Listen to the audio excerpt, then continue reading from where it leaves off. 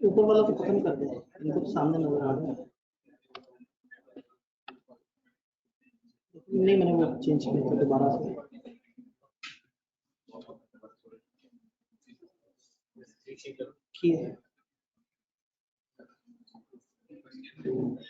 Slow response करो।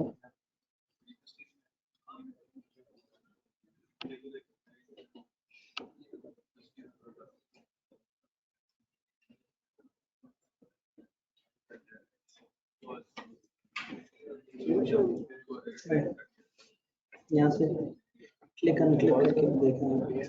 Start होगी live stream. मैं समझ गया आपको नीचे भी लाइव स्ट्रीम इधर भी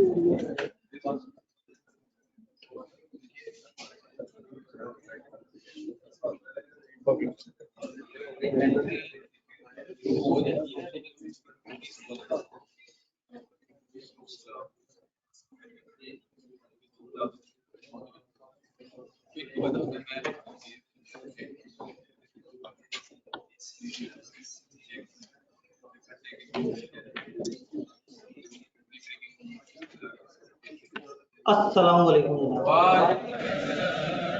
फाइनली पढ़ने के लिए तैयार। आज रिजल्ट आना था एएफसी का।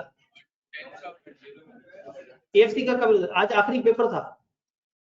4 तारीख को सुना था कि कोई एएफसी की एक्टिविटी है। आज आखिरी पेपर था। ठीक है, पेपर अच्छे हुए और अगर एएफसी रह गया खुदा ना खास्ता, अगर इंट्रो और ईगो देना पड़ गया फिर क्या होगा? तो आपने एएफसी के पेपर पूरे अकीदत और एहतराम से दिए हैं। कितने ऐसे लोग हैं जो एएफसी के बाद आए, मतलब जिन्होंने अभी एएफसी दिया है? कम लोग हैं। इतने से बच्चों की वजह से परेशान होकर इन्होंने इसको बीलो कर दिया। अच्छा भला ये सीलो था।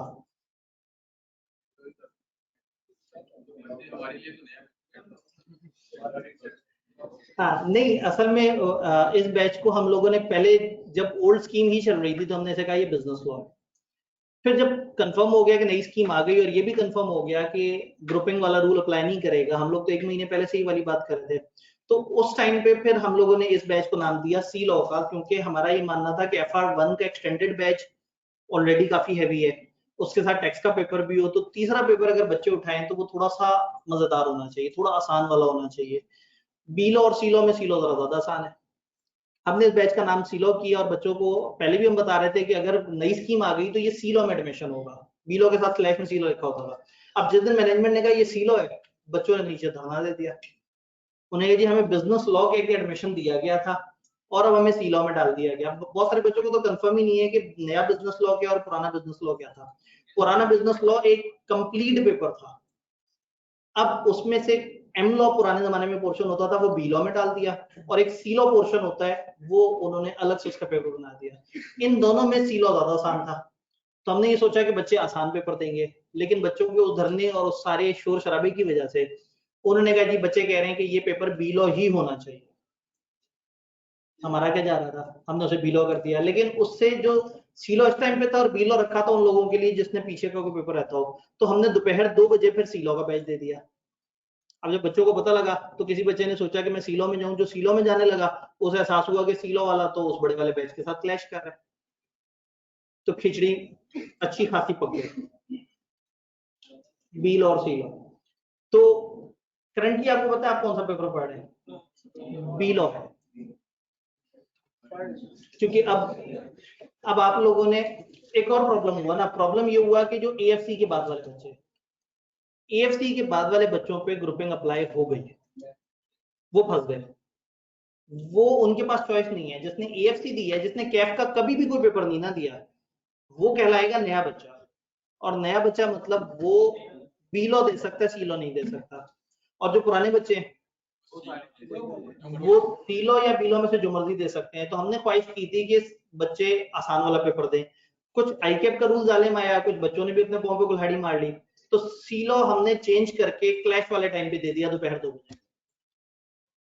अब अगला सवाल, आप लोगों में से कितने लोग ऐसे हैं जो FR1 11 बजे वाला बैच पढ़ रहे हैं? ठीक है, इसका मतलब है कि आप लोगों का मानना है कि आप लोगों की इंट्रो रीजनेबल है, ऐसे ही है। इन 2 बैचेस का भी पता है, इस वक्त पहले दिन ये सारी क्लैरिटी बड़ी जरूरी है। इन 2 बैचेस का क्या मामला है?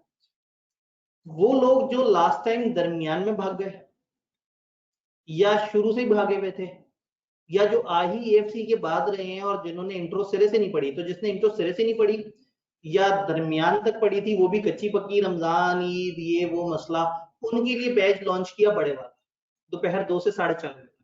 उस बैच का मतलब ये है कि आपके पहले इंट्रो के कॉन्सेप्ट बड़ा लंबा चौड़ा काम हो, फिर उसके बाद FR1। तो वो 2.5 घंटे का बैच, थ्रू आउट सेशन 2.5 घंटे का बैच होगा उन बच्चों के लिए जो इंट्रो से भागे थे, उनको सजा देने के लिए। यानी कि वो बिल्कुल उनके कॉन्सेप्ट वीक थे।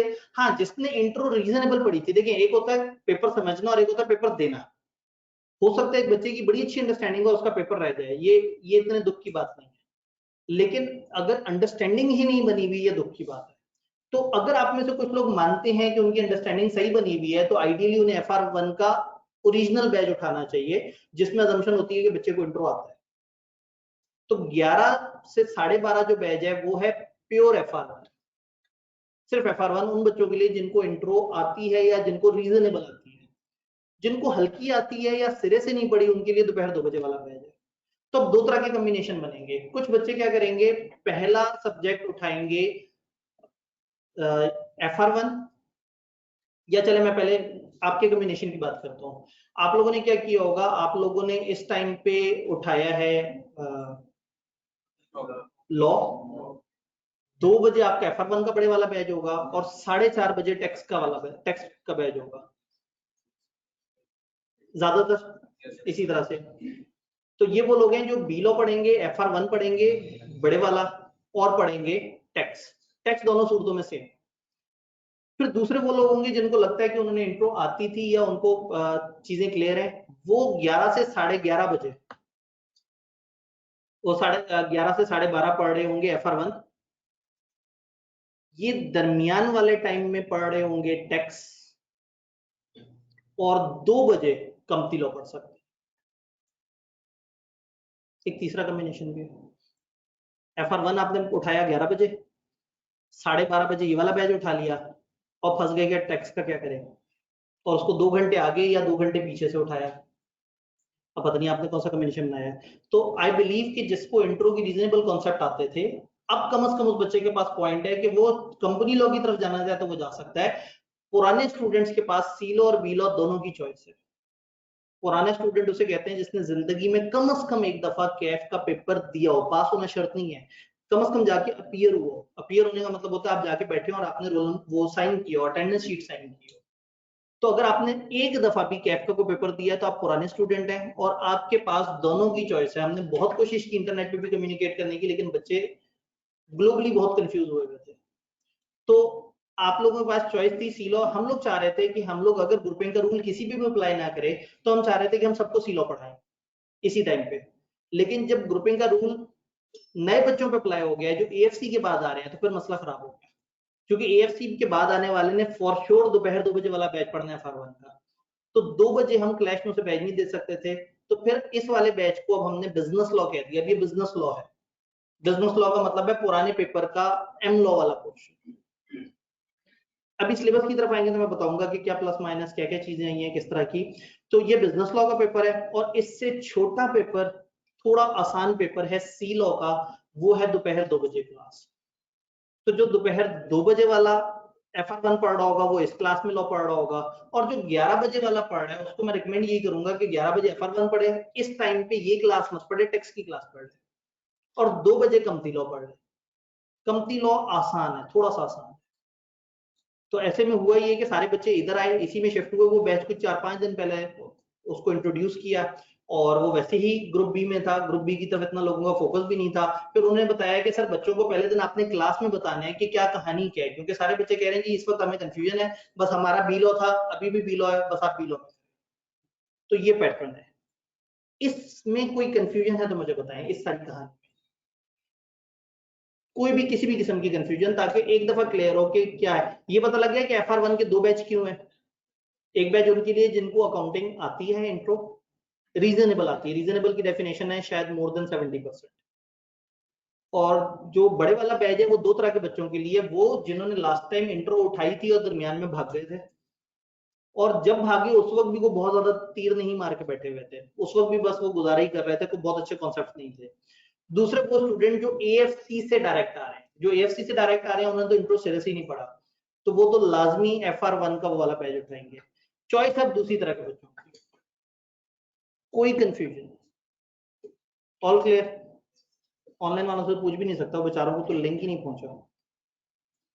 ये ऑनलाइन भी हादसाती तौर पे हो गया एकदम से बैच, ये अभी भी फिजिकल ही है, लेकिन वो बच्चे जो गलती से एडमिशन ले चुके हैं वो उनको ऑनलाइन सर्विस मिल रही होगी।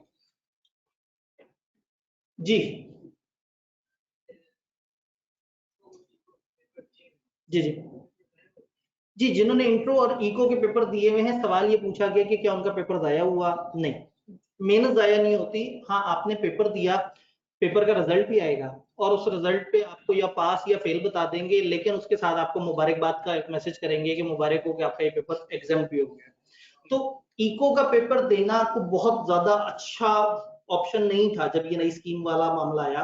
मैं भी थ्रू उस वक्त लोगों से कह रहा था कि यार इको के ऊपर मत टाइम लगाएं, उसकी जगह BM पे, लेकिन इंट्रो का पेपर देने के बाद देखिए अब आप इन सब की तरह 2.5 घंटे वाली क्लास नहीं लेंगे, या आपने उसी में एडमिशन कराया, दोपहर 2 बजे वाली में तो नहीं कराया। नहीं, तो आप गलत क्लास में गए। आप अगर इंट्रो का पेपर दिया तो इसका मतलब है कि आपके सफिशिएंट कॉन्सेप्ट्स थे, तो फिर आप सुकून वाला वो बैच उठाएं जो कि FR1 खाली FR1 पढ़ाया जाएगा।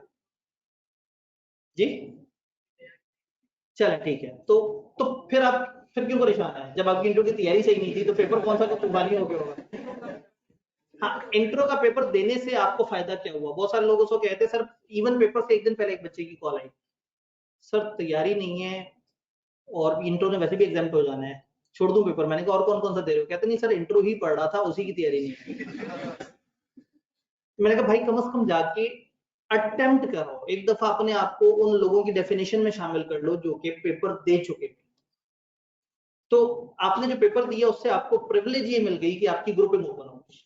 अब आपकी चॉइस है कि आप आगे के ग्रुप में से कुछ उठाना चाहिए या नहीं, लेकिन अगर आपकी इंट्रो अच्छी तैयार नहीं है तो बस ठीक है, फिर आपने अपने आप को ऑटोमेटिकली इन लोगों के साथ स्टैंड कर लिया। तैयारी इंट्रो ठीक है, दोनों की तैयारी की थी और इको का पेपर दिया था, ठीक है। अगर वो पेपर पास भी हो जाए तो आपको एक कॉन्फिडेंस होगा कि आप ICAP का एक पेपर पास करने की पोजीशन में थे। ये सब तो बगैर कॉन्फिडेंस के फिर रहे। ये मैट्रिक के बाद ना इनका फर्स्ट ईयर भी प्रमोट हो गया, सेकंड ईयर एग्जाम्प्ट हो गया, ठीक है, इंट्रो इको एग्जाम्प्ट हो गया। ये ना इन्होंने मैट्रिक के बाद आज तक AFC के इम्तिहान दिए मेरे ख्याल में। अक्सर लोग, मतलब कुछ लोग वो भी होंगे जिनके शायद हो गए इम्तिहान या जिनका थोड़ा सा, लेकिन इंग्लिश भी एग्जाम हुई। इनका फर्स्ट ईयर एग्जाम हुआ, सेकंड ईयर एग्जाम हुआ, इंग्लिश एग्जाम हुई, इंट्रो एग्जाम हो गया और इको एग्जाम हो गया। तो इन्होंने पिछले 3 साल में 3 पेपर दिए हैं शायद, या 4, हाँ 3 पेपर दिए हैं, वो भी AFC के। तो बस, तो आपको बात समझ आई? तो अगर आपका इंट्रो कुछ बेहतर था तो आपके लिए 11 बजे वाला बैच सूट करता था, लेकिन अगर आप इंट्रो में डाउटफुल है तो ठीक है, फिर बड़े वाले बैच में आए। ये भी आपको ना 10 दिन बाद पता लगेगा, जब 2.5 घंटे डेली पढ़ रहे होंगे ना, तो फिर आपको जुमले याद आएंगे कि जिसकी इंट्रो क्लियर है या इंट्रो जिसको अच्छी आती है वो जबरदस्ती बड़े वाले बैच में मत जाए। आपको बहुत उलझन होगी जब डेबिट क्रेडिट सीख रहे होंगे बैठ के, जो नया बच्चा आ रहा है, आपको लग रहा है कि उसको 2 दिन में डेबिट क्रेडिट करा के आगे चले जाएंगे सर? मेरे ख्याल में 1 से 1.5 महीना इंट्रो चलेगी। तो अगर आपके इंट्रो के कॉन्सेप्ट मुनासिब हैं तो फिर खामखा अपने ऊपर असीयत तारी ना करें। लेकिन अगर आप घबराए हुए और आपको लग रहा है कि नहीं मैं अब जीरो से ही पढ़ूं सारा, तो ठीक है, फिर वो बैच अच्छा है। तो हम यही चाह रहे थे कि 2.5 घंटे का वो बैच और 1.25 घंटे का टेक्स्ट पढ़ने के बाद आप तीसरा आसान वाला पेपर पढ़ते हैं, कमती लॉ। लेकिन हालात ने आपको बिजनेस लॉ में डाल दिया। ये भी मुश्किल नहीं है लेकिन सी लॉ जितना आसान नहीं है जी। इंट्रो जरूरी चीज थी तो एग्जाम क्यों की? इंट्रो जरूरी चीज है और आईकेएफ ने बिल्कुल भी एग्जाम नहीं किया। आपको क्यों लग रहा है कि एग्जाम हो गया? पीआरसी में हुआ क्या? शिफ्ट ओवर में ऐसा होता है, मैं एक एग्जांपल देता हूँ। मैं अभी ऑडिट की क्लास में था, तो वहां मैंने उनसे कहा कि यहाँ आपको ना IS 8 FR2 का कॉन्सेप्ट है, बड़ा जरूरी है। बच्चों ने कहा सर वो तो FR1 में चला गया। और जब वो FR1 में था तो वो कॉन्सेप्ट कहाँ होता था? FR2 में। FR1 में उन्होंने एक IFRS 15 पढ़ा। जब वो FR2 में आए तो आईकेएफ ने उसको उठा के FR2 में डाल दिया। तो कुछ बच्चे ऐसे हैं, मतलब वो पूरा बैच ऐसा है जो IFRS 15 2 दफा पढ़ेंगे और IS 8 जिधर पढ़ना था वहां से पीछे चला गया और जहां गया वो गुजार के आ रहे हैं।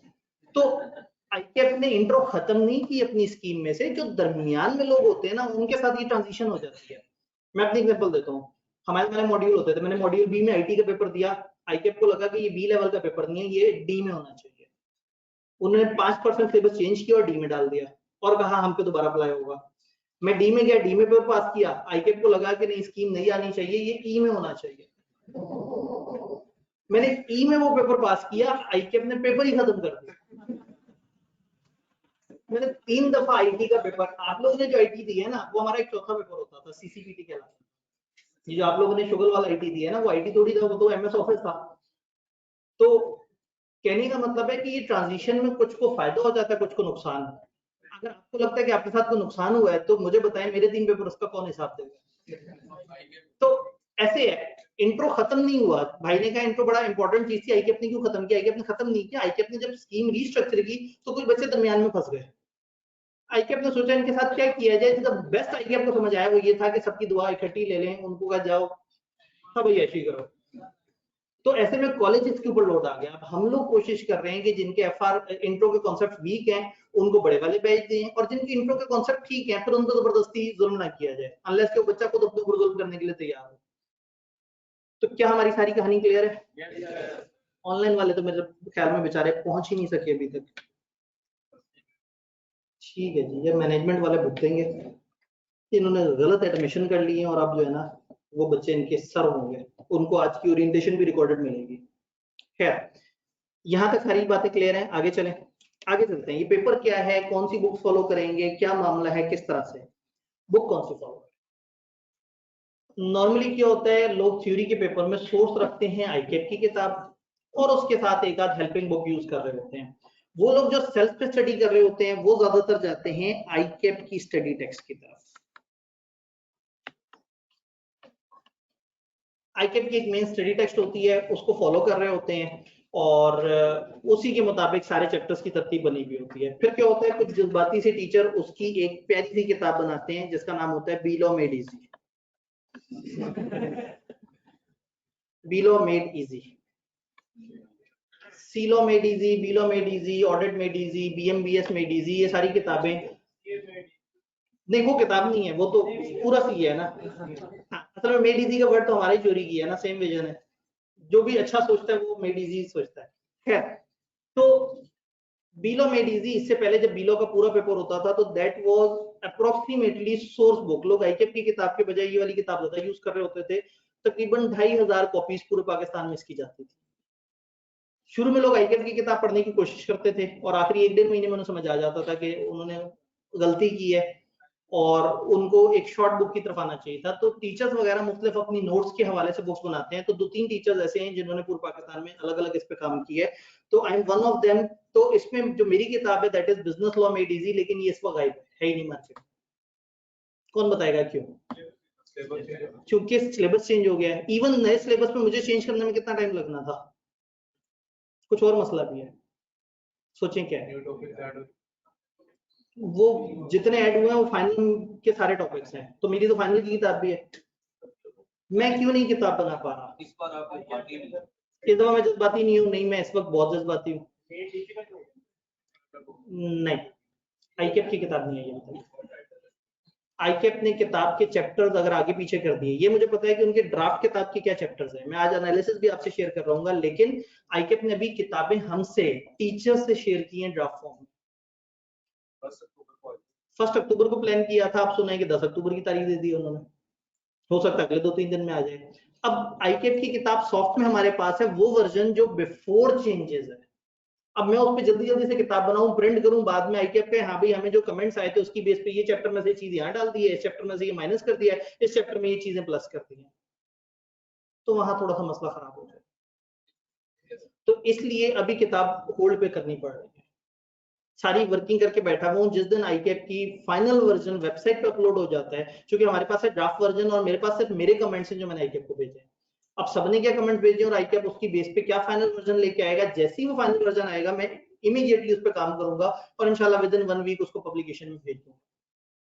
तो इस वक्त हमारे पास किताब नहीं है, ना आईकेप की किताब है न मेरी किताब है।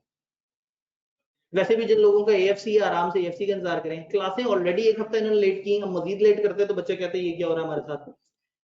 लेकिन कुछ ऐसे टॉपिक्स हैं जो सिलेबस का ऐसे, और हमें पता है कि किताब चेंज होने के बाद भी वो जो बेसिक कॉन्सेप्ट्स हैं वो तो नहीं बदलेगा ही।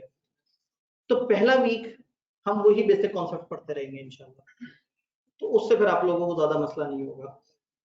तो आईकेप स्टडी टेक्स्ट जब आएगी, अगेन आप में से जो उसे यूज करना चाहे कर सकते हैं। बिलोमेडिजी नाम की किताब में मैं ऑलरेडी उसके शॉर्ट नोट्स बना दूंगा, इसके पास पेपर्स, इसके एमसीक्यूज और वो सारी चीजें इकट्ठी कर दूंगा। लास्ट टाइम हमारा एमसीक्यू का अलग वॉल्यूम होता था क्योंकि पूरा बिजनेस लॉ होता था, खाली ये एम लॉ, इसको एम लॉ कहते हैं जो पोर्शन अब हम पढ़ रहे हैं, लेकिन आईकेप ने इसका रिवाइज नाम बी लॉ ही रखा है। तो ये जो अब हम रिवाइज बी लॉ पढ़ रहे हैं, ये इसके एमसीक्यूज, इसके पास पेपर्स, इस सब पे बात करेंगे। अभी मजीद थोड़ी सी और बातें होंगी पेपर के पैटर्न के हवाले से और बहुत सारी चीजें। मतलब आज असूलन आइडियल टाइम नहीं है इस पेपर की ओरिएंटेशन का, कम से कम 1.5 हफ्ते बाद आइडियल टाइम होता है जब चीजें थोड़ी सी और क्लियर होती हैं। लेकिन जो डाटा हमारे पास है उसकी बेस पे मैं आपको एनालिसिस बता दूं और एक पैटर्न बता दूं कि क्या है और किस तरह से। तो इसमें ये वाली बुक जो है मोस्ट प्रोबेबली मिड अक्टूबर, मोस्ट प्रोबेबली, अगेन ये भी अभी डाउट है, ये काफी ज्यादा रिलेट कर रहा है आईकेप की किताब अपलोडिंग से। मेरे ख्याल में 10 काफी आगे हो सकता है, इस वीक में ही किसी टाइम पे अपलोड कर देंगे। लेकिन अगर वो लेट भी कर दें तो ऐसा नहीं हो सकता कि मैं उस ड्राफ्ट किताब की बेस पे किताब प्रिंटिंग में भेज दूं और उसके बाद सारी किताबें ही खराब हो जाएं जब आईकेप सिलेबस में या कंटेंट में चेंजेस करें। तो फिर हम पढ़ेंगे कैसे? हम पढ़ेंगे यूजिंग स्लाइड्स, और मैं आप लोगों को सारे स्लाइड्स और वो चैप्टर जो अभी तक आईकेप ने फाइनल किए हुए हैं, यानी कि जो मेरे पास ड्राफ्ट वर्जन है उसका मैं चैप्टर आप लोगों से शेयर कर, और फिर वेट करेंगे आईकेप ने अगर कोई चेंज कर दिया, जो कि चांसेस बड़े कम है, जो शुरू वाले पोर्शन है उसमें ना होने के बराबर चेंज किया, अगर चेंज कर दिया तो मैं आपको उसके रिवाइज हैंडआउट दे दूंगा, और जो चीजें उन्होंने एड ऑन 2-3 लाइनें ऐड की हैं, 4-5 पैरा ऐड किए हैं, वो मैं आपको अलग से बता दूंगा। यहाँ तक बात क्लियर है? ठीक है। और क्या होता है ओरिएंटेशन में? टीचर का इंट्रोडक्शन भी होता है, मेरे ख्याल में वो आप लोगों को पता है। मजदूर साहब, जज्बाती सा टीचर, नहीं पता तो दोस्तों से पूछ लें, मतलब ये पता ही नहीं, एडमिशन लेके बैठे हुए, मतलब टीचर की तहकीक ही नहीं की और एडमिशन ले लिया आपने, कि स्कैन वाले हैं, कुछ ना कुछ अच्छा ही होगा। नाम सुन के एडमिशन ले लिया, नाम तो छोटा सा, मतलब बहुत बड़ा सा नाम थोड़ी है। आतिफ आती, असल नाम तो सैयद आतिफ हसन आती, इतना बड़ा नाम तो लिखते नहीं कि बच्चे कहेंगे बड़ा नाम है टीचर का, छोटा सा नाम है टीचर का। ओह ठीक है जी, तो बस यही है कि गुजारा से ही कोशिश कर रहे होते हैं। ऑथर हूँ, अब तक तकरीबन 10,000 से ज्यादा सफ़ों की किताबें लिख चुका हूँ, अल्लाह का शुक्र है। कैफ लेवल पे, सीफैप लेवल पे जो मेरा ज्यादा काम है वो सीफैप लेवल पे है, जो फाइनल लेवल है। वहाँ पे कॉर्पोरेट लॉज, वहाँ पे बिजनेस मैनेजमेंट, वहाँ पे ऑडिट। यहाँ कैफ लेवल पे अभी जो फिजिकल दुनिया है, यहाँ पे लॉ के पेपर, ऑडिट का पेपर। अगले सेशन में एमएफए जवाद साहब के साथ कनेक्ट करके मोस्ट प्रोबेबली फाइनेंस का पोर्शन उनके जिम्मे, बीएम का पोर्शन मेरे जिम्मे, और ये चीजें इस वक्त कैफ में चल रही है। एक और पेपर से बड़ी मोहब्बत है मुझे, कॉलेज वाले पढ़ाने नहीं देते, कॉस्ट अकाउंटिंग है, लेकिन वो खैर जब बीएम जा रहा था तो मुझे एक ना एक तो अच्छा मजे का सब्जेक्ट पकड़ना था, सारी खुश सब्जेक्ट है मेरे, लॉ, ऑडिट, एक और लॉ, तो एक आध इंटरेस्टिंग सब्जेक्ट तो होना चाहिए। तो इंटरेस्टिंग सब्जेक्ट था, लेकिन ऑलरेडी कॉलेज में तगड़े टीचर्स मौजूद हैं, यहाँ पे ऑलरेडी 2-2, 3-3 टीचर्स कॉस्ट में मौजूद हैं। तो ऐसे में मतलब फिर हमने सुकून किया, हमने कहा चलो रेस्ट कर लेते हैं, हमने वो पेपर ऑनलाइन में डाल दिया। और ये एक ओवरऑल कैफ का वो है। बाकी सीए फाइनल का प्रिंसिपल हूँ स्कैंस में, सीए फाइनल की जो सारी टीम है उसको लीड कर रहा हूँ। ये इस कैंपस और दूसरे कैंपस में विजिटिंग के तौर पे आके पढ़ाता हूँ। मेरा जो असल कैंपस है वो ब्लू बिल्डिंग आपने देखी है, जहाँ से आप गुमराह के सीए में एडमिशन लेते हैं, वहाँ बेसमेंट में हमारा सीए फाइनल का एरिया है। तो मैं नॉर्मली वहाँ पे होता हूँ और थोड़ा सा रिसर्च वर्क कर रहा हूँ। मेरे ख्याल में कुछ बाकी हल्का फुल्का ऑनलाइन में भी कुछ ना कुछ पढ़ा लेते हैं, उसका तो जिक्र नहीं कर सकते इस वक्त हम यहाँ पे। डन। और शरीफ आदमी हूँ, ये तो मैं बताना भूल गया, शुरू में बताया, दोबारा बता रहा हूँ, शरीफ आदमी हूँ, मुख्तलिफ इल्जामात लगते रहते हैं।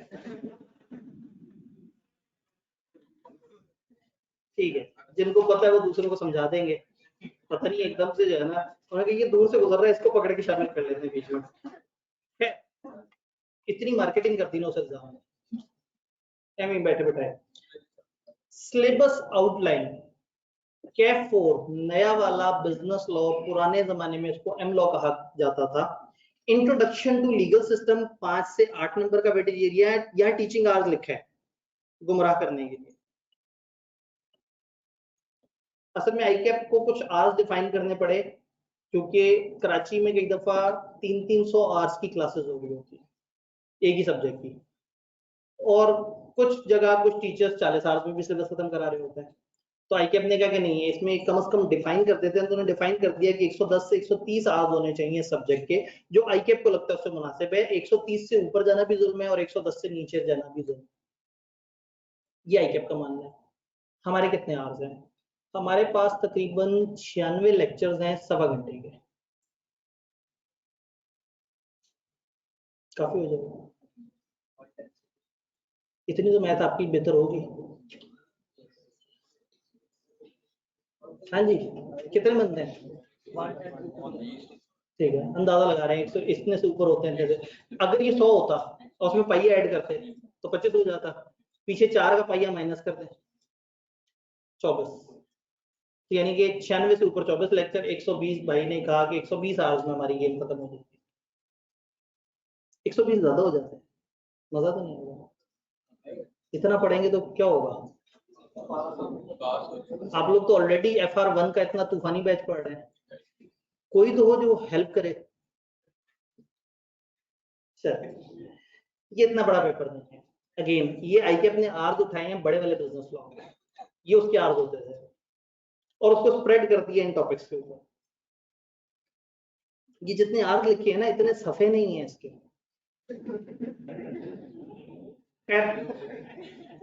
तो इस वक्त सीए कैफ लेवल के 2 पेपर जो सबसे छोटे हैं वो कंपनी लॉ नंबर 1 पे सबसे छोटा होने में, और नंबर 2 पे बिजनेस।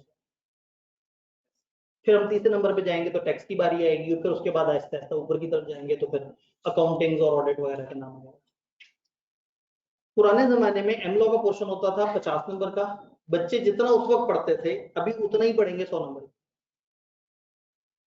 आप कहेंगे नहीं नहीं सर मैंने तो इंटरनेट पे देखा इसमें चीजें ऐड हुई हैं, वो डॉक्यूमेंट भी मेरा ही सर्कुलेट हुआ था कि ये चीजें ऐड हुई हैं, लेकिन उसमें ये भी लिखा था कि सम डिलीशंस आल्सो, और डिलीशंस का रेफरेंस नहीं था। छोटे छोटे एरिया में से कुछ चीजें डिलीट भी हुई हैं।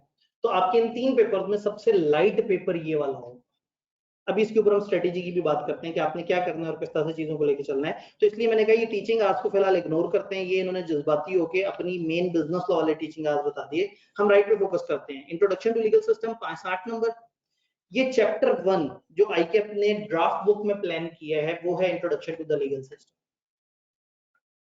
7 से 8 सफे का वो चैप्टर है और 5 से 8 नंबर की इसकी वेटेज है। पास्ट में आईकैप ऑन एवरेज 5 नंबर का सवाल यहां से पूछा करता था जब ये पेपर 50 नंबर का होता था। फिर कॉन्ट्रैक्ट एक्ट के एसेंशियल्स 20 से 25 marks. Chapter 2, chapter 3, chapter 4, chapter 5, ये वो चैप्टर्स हैं जो उस किताब के हैं जो भी आपके सामने नहीं है। ये ड्राफ्ट किताब के चैप्टर्स हैं और हो सकता है जब फाइनल वर्जन किताब का है तो इनमें से 2-3 चैप्टर्स मर्ज कर दें, एक आध चैप्टर को मजीद स्प्लिट कर दें। तो इस वक्त तक हम जो बात कर रहे हैं ये वो डाटा है जो हम टीचर्स के पास ड्राफ्ट फॉर्म में आया और जिस डाटा की बुक को शेयर करना पब्लिकली मना है।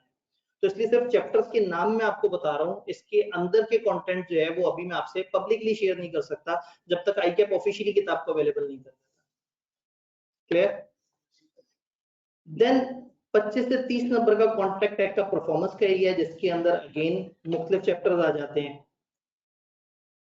फिर अदर लॉस 35 से 52 नंबर, बड़ा खुला एरिया इन्होंने दे दिया, उन्होंने कि जी इसमें खेलते रहें। मजे की बात है कि यहां तक ये जो चैप्टर 11 से 15 तक है ये पहले सिलेबस में हुआ करता था, नए चैप्टर्स ऐड किए हैं, चैप्टर 16, 17 और 18। इसमें दो लॉ हैं, एंटी मनी लॉन्ड्रिंग और इलेक्ट्रॉनिक पेमेंट्स का।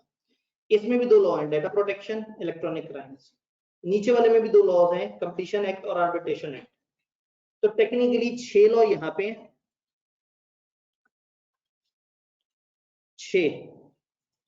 6 लॉज ये अदर बिजनेस लॉ में, और इधर से नेगोशिएबल और पार्टनरशिप मिलाएं तो ये 8 बन जाएंगे।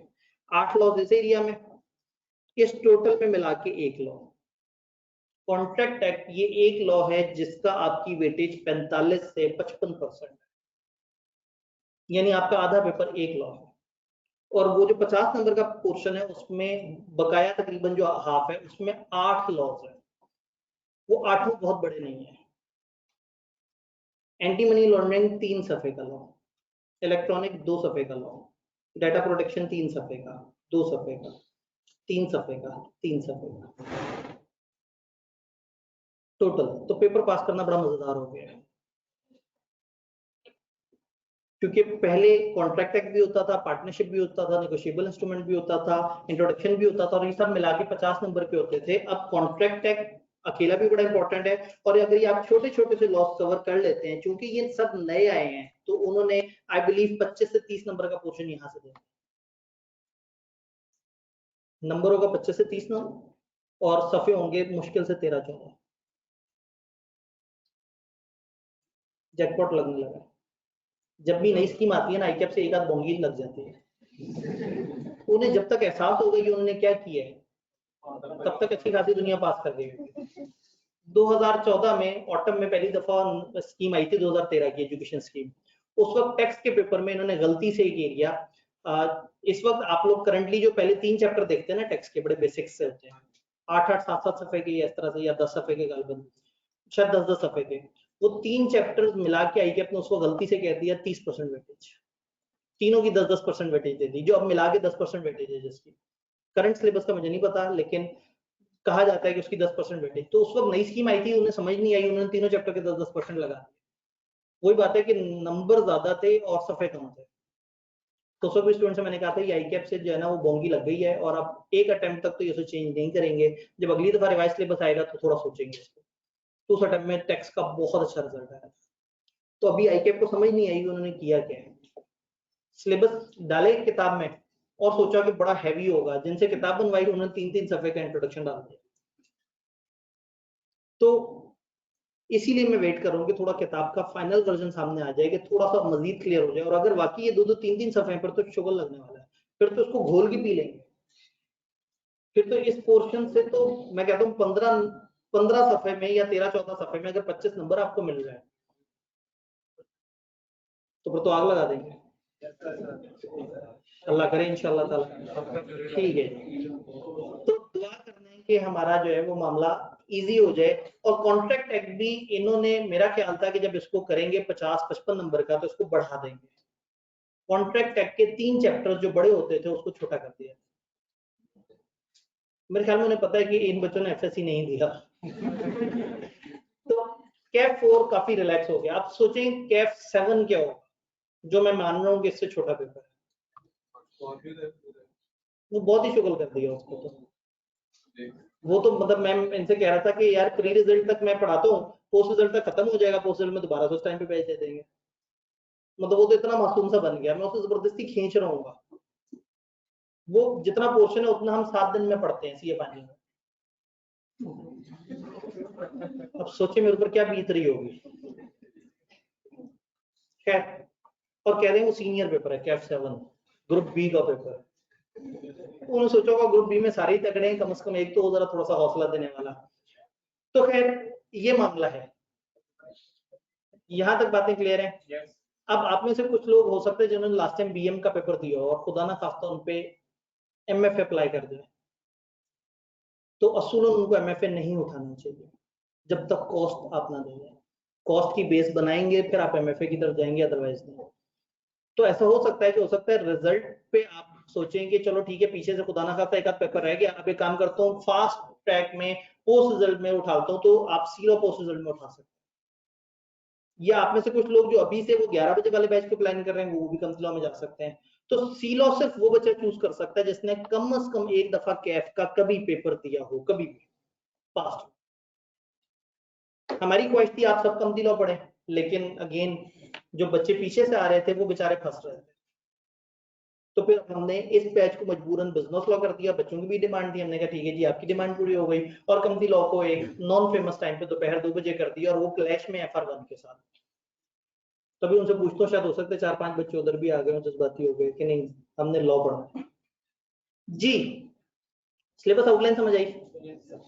कहानी बड़ी मजेदार है। बिजनेस लॉ के साथ इश्यूज क्या हैं इस पेपर? असल में ये पेपर मैंने उस वक्त भी पढ़ाया था जब ये अकेला होता था, फिर पिछले कई साल उस पैटर्न पे भी पढ़ाया जब ये इकट्ठे था, और अब दोबारा जब ये अकेला होने लगा तो मैं उसको भी पढ़ाने लगा हूं। तो मैं इस वक्त मेन इश्यूज दोनों जमाने के आपको बताने लगा हूं। ज्यादा फोकस होगा मेरा अकेले बिजनेस लॉ के पेपर के ऊपर। बिजनेस लॉ के मेन इश्यूज क्या है, considering it an easy game. अभी थोड़ी पहले मैंने जो बातें की हैं हो सकता है वो रिकॉर्ड करें और फेसबुक पे जाके जगह जगह चला दें और कहें आदि साहब ने कहा ये इजी हो गया है, जबरदस्त, बगैर पढ़े पास हो जाएगा। क्योंकि इतना तो टीचर ने नहीं कहा होता जितना आगे उसमें मसाले ऐड कर दिए जाते हैं। तो आसान है, इन दो की निस्बत आसान है जो आप इसके अलावा 2 पेपर उठा रहे हैं, लेकिन इतना आसान नहीं। आईकेट का एक पेपर है, 100 नंबर का पेपर है, इसका एक इज्जत एहतराम आईकेट की नजर में है बहरहाल।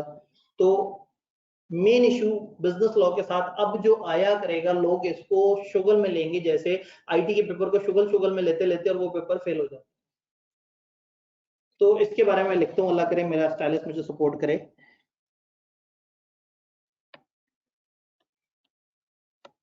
इतना आसान नहीं, मुझे लग रहा था कि आज इसमें मैग्नेटिक प्रॉब्लम्स आ रहे हैं। कोई बात, ये देखिए ना, ये खुद ही खुद से लहरा रहा है। आज डिवाइस भी डिफरेंट वाली है, अच्छी वाली डिवाइस जो है वो कल लगेगी। मैं फिर भी कोशिश करता रहूंगा, मुस्तकिल मिजाजी तो जरूरी है। फर्ज करेंगे इतना लिखा हुआ है,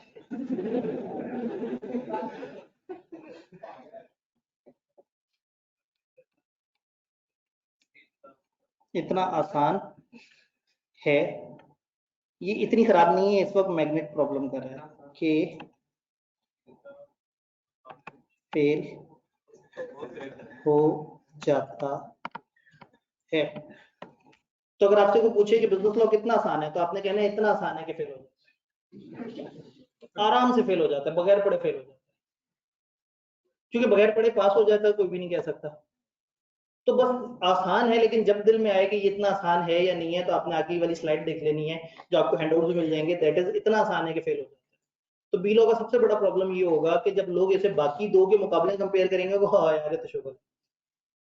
तो ये इतना शुगल नहीं है, ये बहरहाल 100 नंबर का पेपर है, और किसी भी दिन पेपर में अगर आप कैफ 4 में पास हो जाते हैं तो आपको कोई शर्मिंदगी नहीं होगी कि आपसे पूछा भी कितने पेपर पास हुए, तो आपके यार 3 में से 2 हुए हैं, एक तो FR1 पास हुआ है, दूसरा यार मैं बड़ा शर्मिंदा हूँ बिजनेस लॉ पास हो गया। इसने पास होकर भी आपको उतने ही क्रेडिट देने हैं जितने FR1 के पेपर। तो ये उतना ही जरूरी है, और खासतौर पे जो बिल्कुल फ्रेश आ रहे हैं, एफसी से आ रहे हैं, ये भी उन 2 पेपर्स में बहरहाल काउंट होगा जो कम से कम पास करने से आपका ग्रुप बी ओपन हो सकता है। नए बच्चे जो आ रहे हैं उनका ग्रुप बी अभी ओपन नहीं है, जिन्होंने कैफ का कोई पेपर नहीं दिया हुआ उनके लिए ग्रुप ए की रिस्ट्रिक्शन है, वो ग्रुप ए में रहेंगे।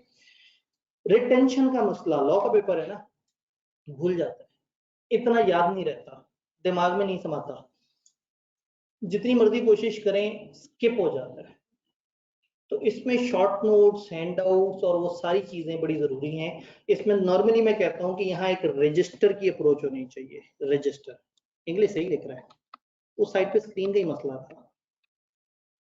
यहाँ लिखो इतना, हाँ देखा यहाँ सही लिखा है, आसान, हाँ सही है, ऊपरी मसला था। रजिस्टर, ये रजिस्टर क्या है?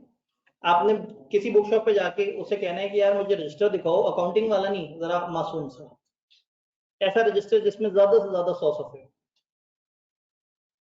वो आपको रजिस्टर दे, पतला सा मासूम सा रजिस्टर होगा।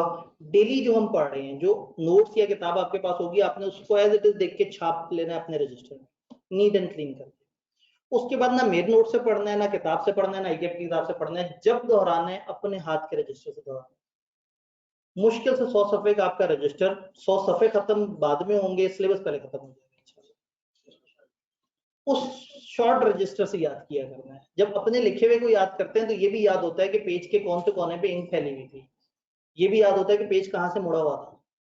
अपने अपने लिखे हुए की याददाश्त सबसे अच्छी होती है। तो इस पेपर में जो सबसे बड़ा प्रॉब्लम आता है वो रिटेंशन का आता है, लोगों को याद नहीं रहता पेपर। तो ऐसे में अपने रजिस्टर पे लिखें, नीट एंड क्लीन करके लिखें, वही लिखें जो क्लास में डिस्कस हुआ, तो उससे आपका बड़ा जबरदस्त काम होगा। वीकेंड पे एक दफा बैठना है, एक दिन बैठना है और आपने पूरे वीक में जो कुछ हुआ है एक दफा उसको लिख लेना है। मुश्किल से 2-2.5 घंटे की एक्टिविटी है एक दफा, एक वीक में हम इतना पढ़ेंगे ही नहीं।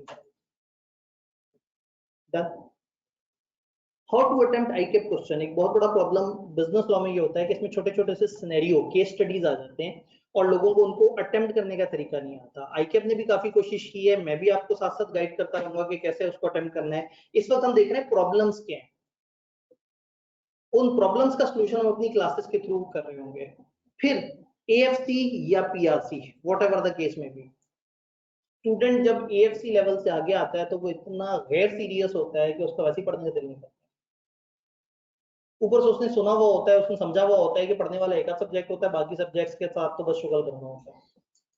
क्योंकि पीछे भी आप लोग क्यूएम को बहुत ज्यादा अकीदत और एहतराम से पढ़ते थे और बीसी वगैरह टाइप के सब्जेक्ट तो बिल्कुल ही इग्नोर हो जाते थे। आईटी शायद आप लोग पढ़ लेते थे 2-2.5 हफ्ते, कुछ नहीं तो इतना भी नहीं पढ़ा। तो यहाँ ऐसा नहीं है, कैट में हर सब्जेक्ट पढ़ने वाला है, बगैर पढ़े यहाँ पेपर पास नहीं होता। यहाँ वो एमसीक्यूज उस तरह से नहीं होते कि तुक्के लग जाए और आपका पेपर पास हो जाए। कुछ पेपर्स में एमसीक्यूज हैं, कुछ में एमसीक्यूज नहीं है। अभी लॉ के ऊपर भी बात करते हैं। तो एएफसी और पीआरसी से आने वाला जो नॉन सीरियस स्टूडेंट है, बेसिकली यहाँ पे ये प्रॉब्लम आता है कि वो बच्चा प्रॉपर तरीके से नहीं कवर कर पाता।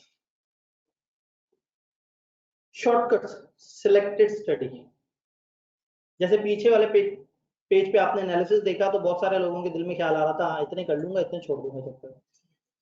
ये वाला मजाक नहीं करना। जब पेपर छोटा है तो फिर उसमें छोड़ना कुछ नहीं। जब पेपर छोटा है तो इस चीज का फायदा उठाना है, अच्छी तरह से तैयार करना और पेपर पास करना है। क्लियर? एक स्टेप आगे चलते हैं।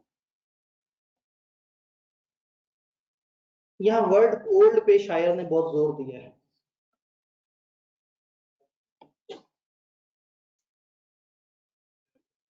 आज से पहले बिजनेस लॉ का पेपर इस तरह से आया करता था कि 30 नंबर के एमसीक्यूज होते थे, 70 नंबर की थ्योरी वाले सवाल होते थे। आज से पहले पेपर का ये पैटर्न हुआ करता था। आईकेएफ ने सैंपल पेपर अपलोड करने हैं वेबसाइट पे इन्हीं दिनों। जैसे ही सैंपल पेपर अपलोड होगा हमें ये कंफर्म पता लग जाएगा कि क्या अभी भी वो 30 एमसीक्यूज और 70 थ्योरी पे चल रहे हैं। क्या एमसीक्यू पेपर में होंगे या नहीं होंगे, ये तो नजर आ रहा है कि होंगे, क्योंकि जो उन्होंने ड्राफ्ट किताबें हमें भेजी हैं हर चैप्टर के साथ प्रैक्टिस के एमसीक्यू। तो एक चीज तो हमें क्लियर हो गई है कि पेपर में एमसीक्यूज तो वो प्लान कर रहे हैं। अब क्या वो 30 और 70 नंबर के लिए प्लान कर रहे हैं या कुछ और प्लानिंग है, वो जब मॉडल पेपर सामने आएगा तब पता लगेगा। तो 30 एमसीक्यूज और 70 सब्जेक्टिव टाइप, उसमें 40% नॉलेज बेस्ड और 60% एप्लीकेशन बेस्ड। यानी कि जो एमसीक्यूज हैं वो तो ज्यादातर लोग उसको क्रैमिंग काउंट करते हैं ज्यादातर। जो 70 नंबर की थ्योरी है इसका 40% और इसका 60%। इसका 40% कितना होगा, 28, और 60% 42। ये है क्रैमिंग वाले सवाल। इसके लिए जो मुहज्जब विदेशी जबान का लफ्ज है वो है नॉलेज बेस्ड, जिसको आप बचपन से सुनते आ रहे हैं ना, रट्टे वाले सवाल, रट्टे वाला टॉपिक, रट्टे वाला सब्जेक्ट। तो जो नॉलेज बेस है ये रट्टे वाली चीज। इसका मतलब ये है कि 40% ऑफ दैट 70 यानी कि 28 नंबर का पेपर स्ट्रेट फॉरवर्ड ये होगा कि लिस्ट डाउन दिस, बताएं ये क्या होता है, जो किताब में एज इट इज लिखा होगा, जो आप लोगों ने याद किया हुआ होगा। और 42 मार्क्स का पेपर होगा जिसमें केस स्टडीज सॉल्व हो रहे होंगे। आप इसे केस स्टडी कह सकते हैं, आप इसे सिनेरियो कह सकते हैं, आप इसे लॉजिकल सवाल कह सकते हैं। ऐसे सवाल जिसमें लॉजिक होती है, आपने सवाल को देखना होता है और सवाल को देखने के बाद उसके जवाब तक पहुंचने की कोशिश करते हैं। इस चीज की हमारी एक बड़ी सफिशिएंट प्रैक्टिस रहेगी और हम टेस्टिंग में इसको साथ साथ कवर कर रहे होंगे इंशाल्लाह। यहाँ तक बात समझ आई? वर्ड ओल्ड को मैं फिर से हाईलाइट कर दूं, मैंने हरगिज ये नहीं बताया कि इस वक्त 30 नंबर एमसीक्यूज हैं और 70 नंबर थ्योरी है। मैंने आपको बताया है कि अभी तक ऐसा हुआ करता था, अभी तक नया पैटर्न आईकेएफ ने कम्युनिकेट नहीं किया। We strongly believe, not 100%, strongly is like 70 to 80% we believe कि चीजें ऐसी हो, हमें ऐसा लगता है। इंशाल्लाह ताला चीजें ऐसी होंगी, लेकिन जब आईकेएफ अनाउंस करेगा तो फिर वो एक डिफरेंट बात होगी। तो जिस वक्त अनाउंस करेगा मैं अगले ही दिन आपको बता दूंगा कि अभी ये नई अनाउंसमेंट आ गई है, अब इस तरह से पैटर्न। तो आज इस स्लाइड पे हम अभी डाउट में थोड़ा डन। एग्जामिनर कमेंट, अब क्योंकि ये पेपर बड़े अरसे से था ही नहीं, तो एग्जामिनर कमेंट होते थे पुराने। तो जरा पुराने कमेंट्स, जब पेपर कंबाइन होता था, जब बिजनेस लॉ और कंपनी लॉ दोनों मर्ज होते थे, बिजनेस लॉ का पुराना नाम होता था company law, M law, mercantile law, जिसको अब हम बिजनेस लॉ कहते हैं। इसको आईकेएफ कहा करता था मर्केंटाइल लॉ, और कंपनी लॉ को कंपनी लॉ कहता था, और इन दोनों को मिला के क्या कहता था? Business law. तो जो पुराना बिजनेस लॉ है जिसमें दोनों पेपर होते थे, उसके एग्जामिनर कमेंट आपसे शेयर करता हूं, आपने देखना इस पेपर के साथ होती क्या थी। एग्जामिनर ने कहा इस दफा सिर्फ 19.88% बच्चे, ये ऑटम 2017 की बात कर रहा हूं, मैं आहिस्ता आहिस्ता आगे की अटेम्प्ट करूंगा, 19.88% बच्चे पास हुए, जबकि पिछली दफा 25% पास हुए थे। कितना बुरा हो गया, यानी उससे पिछली अटेम्प्ट में 25% रिजल्ट आया होगा और इस वाली अटेम्प्ट में 19.88% रिजल्ट आया, तो आईकेएफ का रिजल्ट गिर गया। फॉलोइंग द प्रीवियस ट्रेंड, जैसा कि हमने हमेशा देखा है, performance in mercantile law portion remain much below the standard achieve in company law portion. बच्चों को उसको भी पता होता था कि एमलॉ और सीलो में से आसान सीलो है, सीलो को टिका के याद कर लेते थे, उसमें से सवाल भी थोड़े डेटाबेस ज्यादा आया करते थे, बच्चे वो बहुत अच्छा करते थे और एमलॉ के अक्सर चैप्टर छोड़ के चले जाते थे, जिसपे आईकेएफ को बहुत दुख चढ़ता था। तो आईकेएफ ने कहा कि बच्चे एम लॉ में हल्का परफॉर्म कर रहे हैं सी लॉ की निस्बत। और अगर यही कमेंट बार बार रिपीट होता नजर आए तो इसका मतलब ये है कि लोग इस पोर्शन में कॉमनली अच्छी तैयारी के साथ नहीं आते थे। तो आईकेएफ को बड़ा दुख था, आईकेएफ ने पेपर स्प्लिट कर दिया। और अब अगर किसी ने गंदा परफॉर्म किया तो फिर आईकेएफ को दुख के साथ साथ गुस्सा भी आएगा। तो इसका मतलब है कि अब आईकेएफ लेवल ऑफ पेपर थोड़ा सा तगड़ा तो रखने की कोशिश करेगा। तो पेपर पढ़ने में आसान है, लेकिन आईकेएफ में एग्जाम देते वक्त उसको आसानी होगी जिसने साथ साथ टेस्ट दिए होंगे, जिसने रिटर्न प्रैक्टिस की होगी, जिसने चीजें याद की होंगी। तो सब्जेक्ट छोटा है, लेकिन पास होना शायद इतना आसान नहीं है। पास होना उतना ही मुश्किल है जितना किसी बड़े पेपर में। पढ़ना आसान है, कंप्रीहेंड करना आसान है, तो अगर आपने इसको बहुत आसान लिया तो बस फिर ये फायदा हो जाएगा। मेन रीजन फेलियर की लैक ऑफ नॉलेज था, बच्चों को पता ही नहीं था कि क्या है। Failure to cover all aspects of the issues raised in the scenario based question. उन्होंने कहा हम सिचुएशन में सवाल में इशू देते थे और बच्चे उसके सारे एस्पेक्ट्स को देखते ही नहीं थे। तो तीन दुख नजर आए। उन्होंने कहा एम लॉ हल्का और सी लॉ अच्छा चल रहा है, दूसरा बच्चों की तैयारी सही नहीं है, और तीसरा सिचुएशन बेस्ड सवालों में बच्चे परेशान हो रहे हैं। ये बहुत कॉमन इशू है, इससे हमने लड़ना है, सबसे ज्यादा बिजनेस लॉ में लड़ना है, क्योंकि बिजनेस लॉ में ही सिनेरियो ज्यादा आते हैं। इससे अगली अटेम्प्ट जब आई तो आईकेएफ ने क्या कहा, उन्होंने कहा जी इस पेपर में ऑलमोस्ट सेम थी पिछली दफा जैसे ही, और पासिंग परसेंटेज 18% पे रही। पिछली 20% के आसपास थी, 18 पे चली गई। जब ये कंबाइंड पेपर होता था तो सोचें क्या होता था। प्रीवियस ट्रेंड को देखते हुए performance in company law section was much better than M law.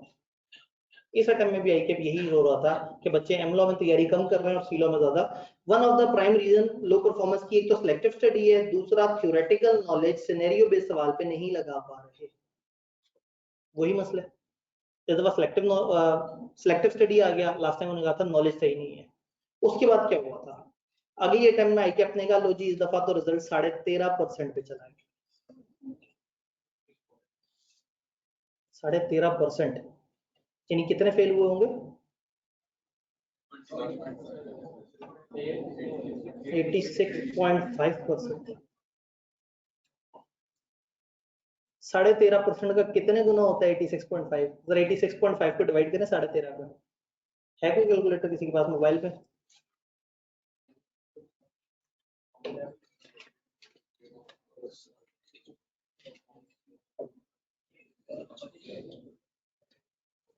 6.40, 6.5 गुना ज्यादा बच्चे फेल होते हैं। पास होने वालों की निस्बत फेल होने वालों की तादाद मोर देन 6 टाइम्स है। यानी इस क्लास के हिसाब से शुरू की 2.5 रोज, जरूरी नहीं कि शुरू वाले हो, कल पता लगे सारे लोग आगे वाली रोज में बैठे हुए हो। कहने का मतलब है कि अगर मैं कमरे के साइज के हिसाब से बात करूं तो बड़ी छोटी तादाद है। तो ये पेपर बड़ा जालिम होता था और आईकेएप ने नई स्कीम जब 2013 में आई थी तो एक तजर्बा किया था 2 पेपर जोड़ने का, और 6-7 साल बाद बच्चे जब अवाजार हो गए, बच्चे तबाह हो गए, रुल गए, बर्बाद हो गए, तो उन्होंने सोचा नहीं तजर्बा नहीं चला, वापस तोड़ देते हैं। तो ये बड़ा जालिम पेपर बन गया था, लेकिन पिछले 2-3 अटेम्प्ट पीछे इसमें एमसीक्यूज लेके आए, उससे इस पेपर का ट्रेंड थोड़ा सा बेहतर हो गया था पासिंग का। वरना इस पेपर ने बहुत जलील किया दुनिया को, सारा गैप हो जाता था, बिजनेस लॉ रह जाता। तो अब इंतकाम लेंगे, जितना आईकेएप ने तंग किया था अब हम आईकेएप को तंग करेंगे, इतना अच्छा रिजल्ट देंगे इंशाल्लाह। अल्लाह करे, अल्लाह आपके इन जज्बों को आखिरी दिन तक सलामत रखे। उन्होंने कहा जी मेरी अटेम्प्ट क्या, नहीं बिजनेस लॉ में क्यों आना है, मेरे जमाने में बिजनेस लॉ नहीं होता था, एमलॉ और सी लॉ अलग अलग होता था। कॉर्पोरेट लॉ फाइनल का मेरा हॉट फेवरेट पेपर, रटा नहीं लगता मेरे से। फिर ये रजिस्टर पे लिख लिख के रटा मारा था, वो तो बहुत बड़ा पेपर है, उसमें 38 लॉज है और वो 2-3 सफे वाले लॉज नहीं है, 150-200 सफे वाले लॉज है। खैर फाइनल में आएंगे तो फाइनल की फाइनल में देखेंगे, अभी क्यों परेशान होना है। तभी तो आपको बताया वहां 7 दिन में जितना पढ़ते थे इतना पूरा कंपनी लॉ का पोर्शन है। तो 13.5% पे क्यों performance in company law section remain decent, समझ आया? बच्चों की हमेशा से मोहब्बत सी लॉ, वो रोते रोते कह रहे हैं कि यार 13.5% पे रिजल्ट गिर गया, अभी भी समझ नहीं आ रही, सीलो में ही परफॉर्म करते जा रहे हो तुम लोग। कैंडिडेट्स आर एडवाइस कि वो इक्वल इंपॉर्टेंस है, बेचारा रो रो के कह रहा है, और ऊपर से सिनेरियो बेस्ड क्वेश्चन को ध्यान से खुदा के लिए।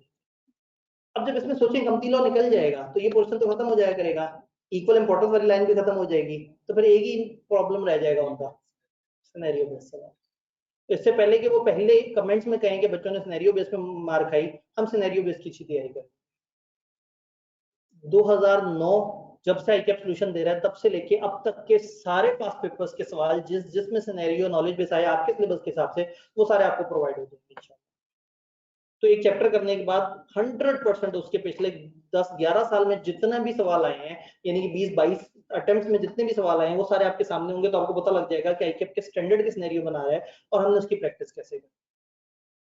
तो वो करने के बाद आपको एहसास होगा इतनी मुश्किल बात नहीं है, लेकिन खौफ बहुत है। आगे चलते हैं। स्प्रिंग 2019 आई, उन्होंने कहा जी बेटर परफॉर्मेंस, थोड़ी सी बेहतर परफॉर्मेंस थी, लेकिन बिलो एवरेज परफॉर्मेंस की रीजन सिलेक्टिव स्टडी रहा और सिनेरियो बेस्ड सवाल रहे। हम एडवाइस करते हैं कि आप इक्वल इंपॉर्टेंस दिया करें। मजीद आगे चलते हैं, जैसी बातें चल रही हैं। Autumn 2019 performance in M law has however remained unsatisfactory. उन्होंने कहा रिजल्ट तो ग्रेजुअली इंप्रूव हुआ है, क्यों? Due to increase focus on, अब समझ आया कि मैंने शुरू में आके क्यों तकरीर की थी कि हम कंपनी लॉ चाह रहे थे कि आप लोगों को कंपनी लॉ पढ़ाया जाए, लेकिन कुछ शहर के लोग भी जालिम से, कुछ सानू मरंदा शौक भी थी, तो कुछ आईकेएप ने भी ग्रुपिंग वाला रूल डाला जिससे वो जो नए वाले बच्चे हैं वो फंस गए। कुछ आप लोगों ने भी एहतजाज का मुजाहरा किया, आपने कहा जी हमें बिजनेस लॉ में एडमिशन कराया गया था, इसी लोग कहां से आ गए। तो हमने जो आपके लिए अच्छा सोचा था वो हमने उसको रिवर्स किया, हमने कहा ठीक है जी, इससे पहले कि ये सोशल मीडिया पे हमारे बारे में भी कंपेन करते हैं, बाइकआउट किसी और का करना होता है, इकट्ठे सामने वाले पार्क में होते हैं। मतलब क्यों नहीं अगले कहेंगे कि कंपेन में हमारा नाम है, हमारा कसूर, तो वो हम बिला वजह बीच में आ जाते हैं, बच्चों को वो वहां कोई खड़े नहीं होने दे रहा, तो उन्होंने कहा शेरशाह वाले पार्क में चलते हैं, तो जाहिर है फिर अगलों को यही लगना है कि शेरशाह वाले करा रहे हैं सब कुछ। शेरशाह का नाम ले देते, एक मासूम से ऑनलाइन वेंचर, वही ना, एक गरीब सा ऑनलाइन मासूम सा, बच्चे नहीं पूछने, नहीं तो आप कहेंगे मासूम नहीं है जी। ऑटम 2019 में उन्होंने कहा कि कंपनी लॉ में बच्चों ने ज्यादा बेहतर परफॉर्म किया, हम स्टूडेंट को एडवाइस करते हैं कि सारे टॉपिक स्टडी करें। बेचारे इतनी एडवाइस दी तंग आके पेपर ही अलग कर दिया। उन्होंने कहा अब तो बी लॉ अलग हो गया ना, एम लॉ अब तो पढ़ोगे, तो अब जो नहीं पढ़ेगा उससे कोई इधर सारा गुस्सा निकाल लेंगे, क्योंकि उन्हें पता है कि सीलो तो लोगों ने पास कर लिया, तो सीलो को गुंडों के साथ रख दिया, वो सारे जो हैवी MFA, FR2, ऑडिट, वो मासूम से वहां सीलो होने का, चलो यहाँ सवाब के तौर पे है ना, इसको एम ही चुंगे में लोग उठा के पास कर लिया करेंगे। तो यहाँ सिलेक्टिव स्टडी से आप दूर रहें और सिनेरियो बेस्ड सवाल पे खुदा के लिए ध्यान से काम करें। एक अटेम्प्ट आगे जाती है स्प्रिंग 2020, उन्होंने कहा लो जी 23% से 28% पे चला गया। क्यों? As opposed to historical trend, a significant improvement was also witnessed in mercantile research. उन्होंने कहा शुक्र है वहां बच्चों ने थोड़ा सा बेहतर परफॉर्म किया, थोड़ा सा परफॉर्म किया, ICAP ने भी दिल खोल दिया, रिजल्ट 23% से 28% पे ले गए। पुअर परफॉर्मेंस कुछ सवालों में नजर आई, बच्चे सिलेक्टिव स्टडी कर रहे थे, प्रेजेंटेशन स्किल नहीं थी, गलत वोकेबुलरी यूज कर रहे थे, पुअर एक्सप्रेशन था, मतलब एक ही दफा उन्होंने कहा कि रिजल्ट अच्छा दिया तो सुना तो देना खरी खरी, और बच्चे नहीं समझ पा रहे थे कि सिनेरियो बेस्ड सवाल के साथ क्या करना है। इस दफा तंग आके उन्होंने कहा 1 मिनट हम बता देते हैं क्या करना है, नीचे पूरी अप्रोच देती कि भाई ऐसे किया। अगर सिचुएशन वाला सवाल है, पहले देखो उसमें फैक्ट क्या है, फिर बताओ कौन सा लॉ है, और फिर कंक्लूजन दो। ये वो 3 स्टेप्स हैं जो मैं आपको by the end of first week बता रहा हूँ। पहले वीक में जब हम पढ़ रहे होंगे और जब पहला टेस्ट आएगा तो आप कहेंगे सर वो टेस्ट कैसे देना है, कैसे करना है। मैं आपसे कहूंगा आप टेस्ट दें अपने तरीके से, फिर मैं अगले दिन आपको बताऊंगा कि आपने किस सवाल को कैसे अटेम्प्ट करना था। जब आप अटेम्प्ट करके टकरे मार चुके होंगे फिर आपको समझ आएगा कि एक सवाल को डील कैसे करना। तो ये 3 स्टेप अप्रोच है जो हम हमेशा सजेस्ट करते हैं। तो इन 3 स्टेप्स को हम हमेशा अप्लाई किया करेंगे। सिनेरियो वाले सवाल में आईके अपने एग्जामिनर कमेंट में कह दिया कि देखो ये मसला है। देन उन्होंने कहा लो जी परफॉर्मेंस बेहतर हो गई 35%। ये वो था जब एमसीक्यू आ गए थे। Main contributory towards improve performance was introduction of MCQ. उन्होंने कहा आप लोगों से तो पास हो नहीं रहा, हम ही कोशिश कर लें। पेपर में एमसीक्यू ले आए, एमसीक्यू लेके आए, रट्टे वाले बच्चों की चांदी हो गई। उन्होंने ना रट्टे मार मार के एमसीक्यू में भी थोड़ी सी लॉजिक दी, लेकिन वो मेजोरिटी रट्टा थे, बच्चों ने पेपर फड़का फड़कू दिया, रिजल्ट चला गया 35%। तो आईकेप को लगा ये तजर्बा अच्छा था, कम से कम बच्चे तो पास हुए। नीचे फिर वही उसी तरह के मसले, selective study, incorrect implementation of law वगैरह वगैरह। फिर उससे अगली अटेम्प्ट स्प्रिंग 2021, पिछली वाली, लेटेस्ट के तो अभी तक आए नहीं है। उन्हें कहा फिर इंप्रूवमेंट मजीद नजर आई है, क्योंकि अब 43% पे रिजल्ट चला गया। कहानी 13.5% से ग्रो करती करती 43% पे आई। अब उन्हें फिर बुरा लगा। उन्होंने कहा बच्चों को गेम समझ आ गई, सी लॉ बहुत अच्छा और एम लॉ भी थोड़ा थोड़ा सा अच्छा, पहले तो बिल्कुल नहीं करते थे। अब उन्होंने कहा नहीं, अब एम लॉ को अलग कर देते हैं, एक जरा देखते हैं बच्चे जब अलग से इससे आगे टकराएंगे तो फिर क्या होगा। तो वो इन्होंने इस पे कर दिया। इशू वही selective study, examinees are advised that while attempting the scenario based question first determine the core issue. पहले देख तो लें उसमें मुद्दा क्या है। तो ये आपसे एग्जामिनर कमेंट इसलिए शेयर किए कि जो हमारा नया वाला बिजनेस लॉ का पेपर है इसकी तो अभी तक अटेम्प्ट ही कोई नहीं हुई। जब अटेम्प्ट नहीं हुई तो हमें गाइडेंस तो चाहिए ना कि आईकेप क्या चाहता है। मैंने आपको दिखा दिया कि आईकेप के प्रॉब्लम्स क्या है। उसको 2 बड़े प्रॉब्लम्स है। अगर मैं कंपनी लॉ और एम लॉ में से परफॉर्मेंस किस में बेहतर वाला इशू साइड पे कर दूं तो 2 ही प्रॉब्लम है उनके, सिलेक्टिव स्टडी और सिनेरियो बेस्ड। तो अब आपके जो चैप्टर है आपने सिलेक्टिव स्टडी की तरफ नहीं जाना और सिनेरियो बेस्ड क्वेश्चन से अगर डील कर लेना है तो एग्जामिनर को दुख ही कोई नहीं है। अक्सर बच्चे ने पेपर फेल होने के बाद टीचर के पास आके कहते हैं सर मैंने बड़ा अच्छा परफॉर्म किया था, मुझे बताएं मेरा क्यों फेल हुआ। अब बच्चा आगे टीचर को तो ऐसा पेपर बताता है कि टीचर की आंख में आंसू आ जाते हैं कि यार इतना लिखा है तुम जैसा फरिश्ता। पेपर के बाद पता नहीं कितनी डिस्कशन हुई होगी, कितनी दफा उसने किताब खोल के देखी होगी, टीचर को आगे ऐसे बताता है कि मैं तो 110 नंबर का पेपर किया था, इतना अच्छा परफॉर्म किया कि मैं तो out of the way. Teacher फिर सोचता है पता नहीं क्यों रहा होगा। तो टीचर से मत पूछे कि पेपर क्यों रहा है, उससे पूछें जो रो रो के बता रहा है अटेम्प्ट के बाद कि क्यों रहा है। ये एग्जामिनर कमेंट है। आईकेप की वेबसाइट पे वाहिद ऑथेंटिक डॉक्यूमेंट जो एग्जामिनर की तरफ से होता है वो एग्जामिनर कमेंट्स। पहले पेपर बनता है, फिर पेपर का सोल्यूशन बनता है। पेपर आईकेप का एग्जामिनेशन डिपार्टमेंट बनाता है, वेबसाइट पे अवेलेबल है। सोल्यूशन आईकेप वाले नहीं बनाते, आउटसोर्स करते हैं। आईकेप का अपना डिपार्टमेंट नहीं बनाता, ये आउटसोर्स करते हैं डिफरेंट चार्टर्ड अकाउंटेंट्स को, उनको पैसे देते हैं, वो उनको सोल्यूशन बना के देते हैं। तो वो सोल्यूशन जो वेबसाइट पे आते हैं वो आईकेप के अपने सोल्यूशन नहीं होते, वो उसे कहते हैं सजेस्टेड सोल्यूशन कि देखो इस जैसा करना था। फिर एग्जामिनेशन डिपार्टमेंट जिसने आपके पेपर मार्क किए होते हैं वो एक डॉक्यूमेंट देते हैं जिसका नाम होता है एग्जामिनर कमेंट। इसमें ये मैंने सिर्फ थोड़ा सा पोर्शन दिखाया है, पूरा एग्जामिनर को कमेंट पता है क्या होता है। क्वेश्चन नंबर 1 बच्चों ने ये मसला किया, इस सवाल में ये मेन पॉइंट था और बच्चे फलाना पॉइंट पे बहस करते रहे, इस तरह के होते हैं एग्जामिनर। ये सबसे इंपॉर्टेंट डॉक्यूमेंट होता है वेबसाइट पे। फिर न्यूमेरिकल सब्जेक्ट में एक और डॉक्यूमेंट भी इंपॉर्टेंट होता है, मार्किंग स्कीम, कि किस किस स्टेप के कितने नंबर थे, ताकि पता लग जाए। और अक्सर जब इंट्रो के बच्चों को पता लगता है कि बैलेंस शीट टैली होने का कोई नंबर नहीं है, तो बड़े परेशान हो जाते हैं, पता नहीं आप लोगों ने इंट्रो कितना पढ़ा है, statement of financial position tally होने का कोई नंबर नहीं। समझ आ गया? आप लोग वो बड़ा वाला बैठ लें 2.5 घंटे वाला, समझ आ गया? आप लोग इंट्रो में ना तकरीबन पढ़ा, इंट्रो सुनते ही ना चेहरे पे एकदम से एक अजनबियत सी नजर आई, ये कौन सा है? ये तो जुलाई की 14 तारीख को आखिरी दफा पढ़ा था, 15 को आ गया था ना नया वाला है। अब आपको पता लगेगा, आपने उसको पेपर छोड़ा, आपसे जो बदले लिए जाएंगे ना 2.5 घंटे के बैच में, हर दिन बैठ के आपको एहसास होगा कि उस टाइम पे आप क्यों भाग गए थे। ओवरऑल करना क्या है? ओवरऑल डेली क्लास लेनी है, सबसे जरूरी चीज, भागना नहीं है। क्लास मिस हो गई कोई बात नहीं, कैंपस इनसाइट पे अवेलेबल है। ये बैच हम लोगों ने प्योर फिजिकल देना था, मैनेजमेंट ने गलती से इसमें कोई पता नहीं कितने सारे एडमिशन कर लिए, फिर बाद में कहा जी गलती हो गई है, इस गलती को, वरना मैं चाहता कि फिजिकल हो, मैं चल फिर के एक पुराने ट्रेडिशनल तरीके से आप लोगों को क्लास पढ़ाता, क्योंकि ऑनलाइन वाले बच्चे बेचारे सवाल पूछते रह जाते हैं और फिजिकल में फोकस सामने की तरफ होता है, वो बेचारे मिस हो जाते हैं। तो अब इत्तफाकन क्योंकि ये ऑनलाइन में भी चला गया, कुछ जो पुराने इन्होंने रजिस्टर कर लिए थे वो ऑनलाइन में, तो ये ऑनलाइन में भी साथ साथ अवेलेबल होगा, तो आपके कैंपस इनसाइट पे डेली इसका लेक्चर भी अपलोड हो जाएगा। अगर किसी दिन खुदा ना खास्ता आप क्लास तक नहीं पहुंच सके किसी वजह से, तो आपने ये नहीं सोचना कि अच्छा क्लास मिस हो गई चलो यशी हो गई, नहीं, आपने शाम रात में वो जो लेक्चर हुआ था उसकी रिकॉर्डिंग जरूर सुन लेनी है, ताकि आप क्लास के साथ साथ चलें। डेली क्लास लेनी है, आप डेली क्लास का वादा करें, मैं थोड़ी सी रिलैक्सेशन बीच में निकाल सकता हूँ। 5 days a week class, Saturday हमेशा ऑफ, संडे तो मतलब संडे की तरफ हम नहीं आते। 5 days a week क्लास, ताकि सैटरडे वाले दिन आप जब रजिस्टर वाली एक्टिविटी करें तो आप ये ना कहें सर आज हमें बहुत ज्यादा टाइम लग गया, आपकी पूरी 1.25 घंटे की क्लास गायब हो गई। क्लियर? पक्का? ठीक है।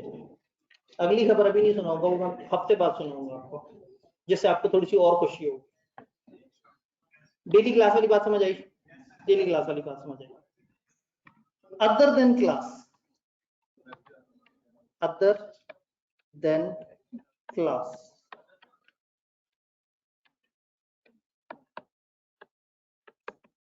ये सिंबल समझ आता है? लेस देन इक्वल टू, मैंने इसीलिए पूछा था, एक आवाज आई ग्रेटर देन इक्वल टू। अगर आपको इस सिंबल में कभी भी परेशानी हुआ करे ना, तो सोचा करें कि हम पाकिस्तानी बड़े या अंग्रेज बड़े। हम अंग्रेजों को जरा आका मानते हैं, अंग्रेजों का साथ होता है ऐसे करके, ए ऐसे, और पाकिस्तानियों का जो उर्दू में साथ होता है वो ऐसे करके होता है। अगर आपने कभी उर्दू वाली देखी हो गिनती, तो हमारा साथ छोटा होता है, उनका साथ बड़ा होता है, तो साथ को थोड़ा टेढ़ा कर लेना,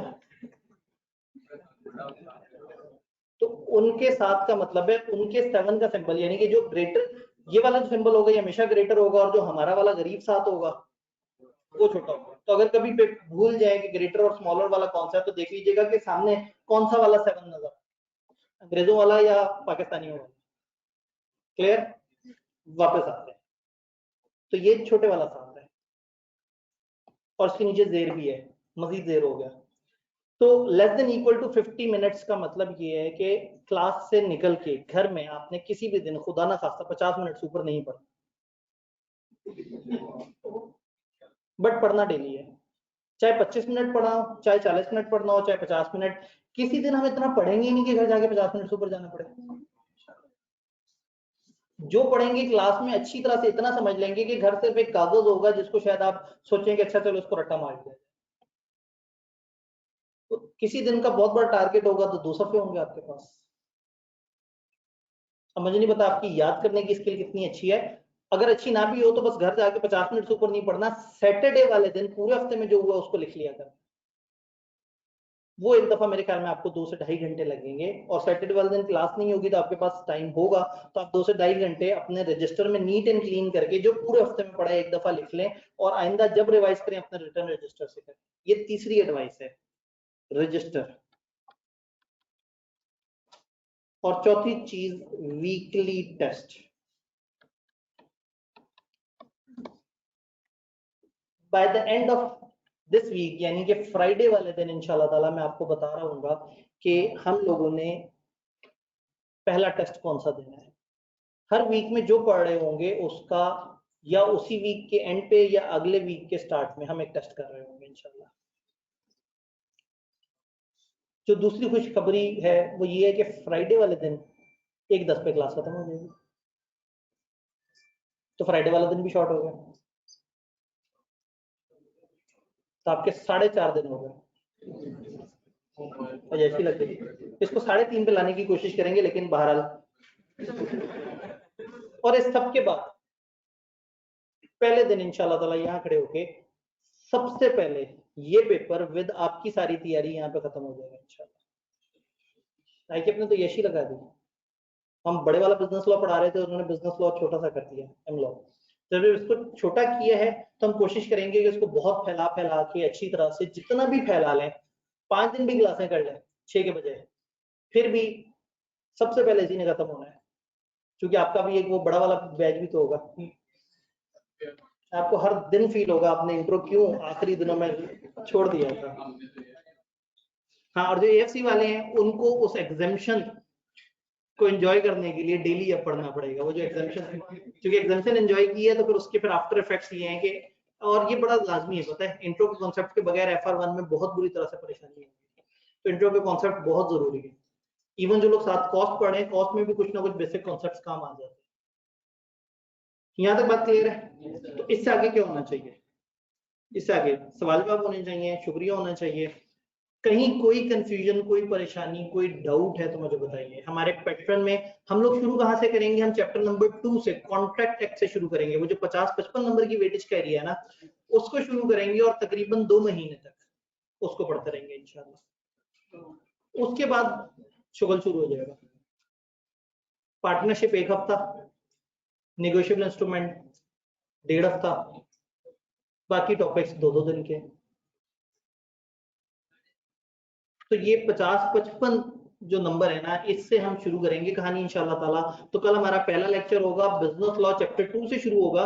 चैप्टर 2 में ड्राफ्ट जो हमारे पास भी आया उसमें बड़ी कम चेंजेस हैं, लेकिन एक दफा फाइनल वर्जन आए तो ज्यादा बेहतर बात की जा सकती है। मैं आप लोगों को चैप्टर 2 के हैंडआउट शुरू में दे रहा हूँ। अगर किताब आने के बाद कुछ प्लस माइनस थोड़ी बहुत चेंज हुई तो हम उसको बाद में इनकॉर्पोरेट कर लेंगे, लेकिन वो जो बेसिक्स ऑफ कॉन्ट्रैक्ट एक्ट है, कॉन्ट्रैक्ट एक्ट है जो हम पहला पढ़ रहे हैं, पता है किस जमाने का कानून है? 1872, 150 साल पुराना। तो जो 150 साल में चेंज नहीं हुआ वो 6 महीने में तो नहीं चेंज हो जाएगा। तो किताब में आईकेएफ सिर्फ टॉपिक को आगे पीछे कर सकता है, गाइड नहीं कर सकता या नए टॉपिक नहीं डाल सकता, क्योंकि लॉ तो लॉ है, लॉ उसमें कोई चेंज। लेकिन किताब आने से हमें ये पता लग जाएगा कि एग्जैक्टली यही 18 चैप्टर है या अब उन्होंने कुछ चैप्टर्स को मर्ज किया है। जैसे पार्टनरशिप के 3 बना दिए, मेरा नहीं ख्याल कि 3 चैप्टर्स की गुंजाइश थी, एक में चल जाता काम, बट उन्होंने सोचा अदर लॉ जरा थोड़े से तो ज्यादा नजर आए। ये जो 6 लॉज हैं ये मिला के एक चैप्टर बना सकता था क्या 15 सफे का? उन्होंने कहा नहीं, जरा बच्चों को फील आएगी अलग अलग लॉज हैं। तो ये इंशाल्लाह ताला हमारा पैटर्न है। सवाल कोई कंफ्यूजन? ऑनलाइन वाले तो बेचारे पहुंचे ही नहीं। 18, मैं जरा चैप्टर वाली स्लाइड भी आपके सामने ले आऊं। 18 चैप्टर जो अभी तक ड्राफ्ट हमसे शेयर हुआ उसमें 18 है। फाइनल बुक आएगी तो फिर हम फाइनल बात कर सकते जी। सवाल कोई नहीं है, पढ़ने के लिए तैयार है? डेली ये जो 50 मिनट है ना, ये इतनी बड़ी फेवर है, इतना बड़ा रिलैक्सेशन है कि फिर आपको पढ़ना डेली चाहिए। अगर एक दिन नहीं पढ़ा तो अगले दिन 2 घंटे से ऊपर हो जाएगा काम। फिर वो 50 और 50 मिनट वाली कहानी नहीं होगी, क्योंकि एक खास कैपेसिटी के बाद ना लॉ दिमाग में भी नहीं उतरता। खुश सब्जेक्ट तो जब आईकेएफ ने एक मौका दे दिया और इस वक्त सिलेबस बहुत मजे का बना दिया और किताब भी बड़ी मासूम कर दी है, तो इससे पहले कि उन्हें अगली अटेम्प्ट तक समझ आए और उसके बाद वो इस सब्जेक्ट को थोड़ा मुश्किल करने की तरफ आए, हमने पहली गो में इंशाल्लाह निकाल लेना है। बस ध्यान रखना है कि सिनेरियो बेस्ड सवालों को देखने के हमने उसको कैसे लेके चले। डन? कोई सवाल नहीं? पक्का? ठीक है, मिलते हैं इंशाल्लाह ताला कल हम चैप्टर 2 से शुरू कर रहे होंगे। अल्लाह हाफ़िज़।